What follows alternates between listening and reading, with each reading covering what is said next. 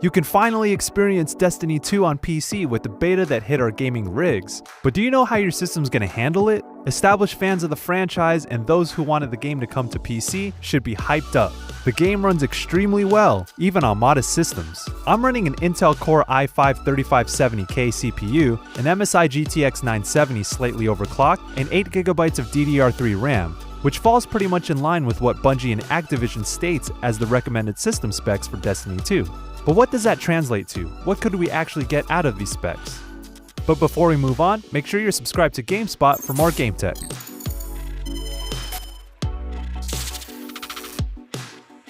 First, let's take a look at our options in the graphics menu.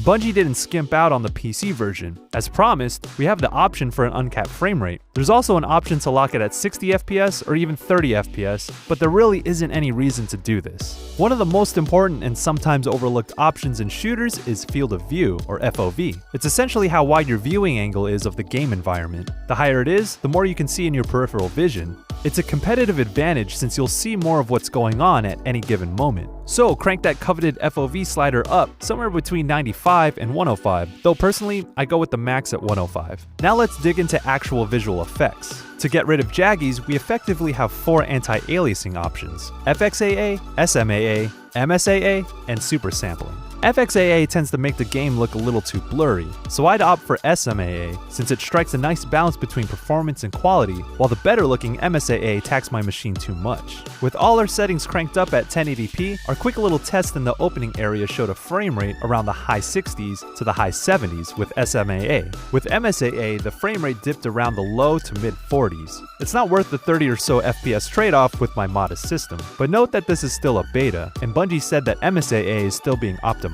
Resolution scale is synonymous with super sampling. You force your machine to produce a higher resolution image and downscale it to fit your display's proper resolution. It's the most effective form of anti-aliasing, but it's also the most demanding.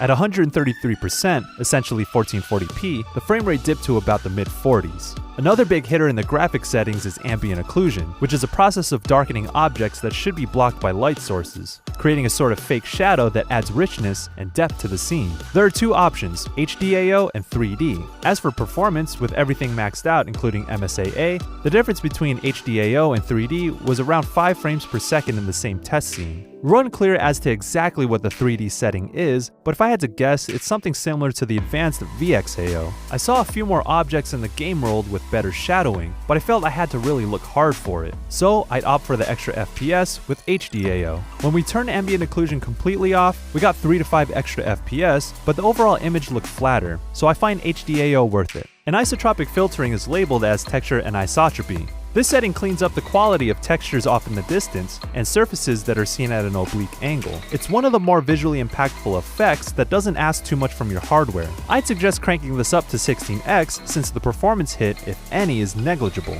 It's like a free bump in visual quality.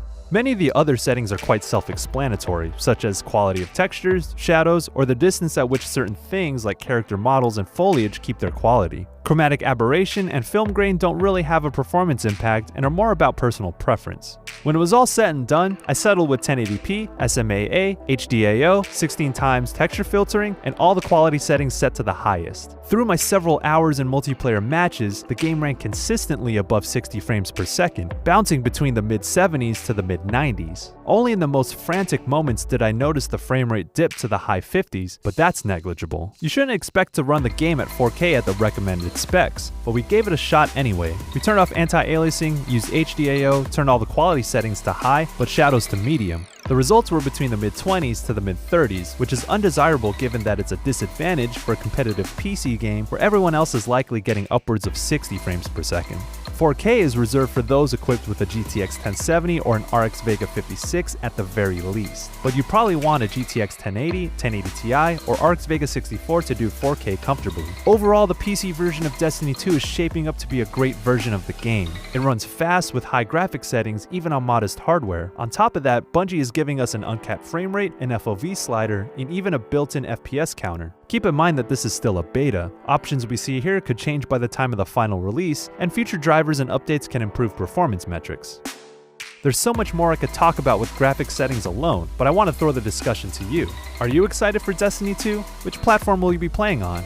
If you want a deeper dive into the options we talked about here, check out our explainer videos on PC graphics settings like anti-aliasing or ambient occlusion. Subscribe for more stuff like this, and like this video if you found it insightful. Thanks for watching, and we'll see you next time.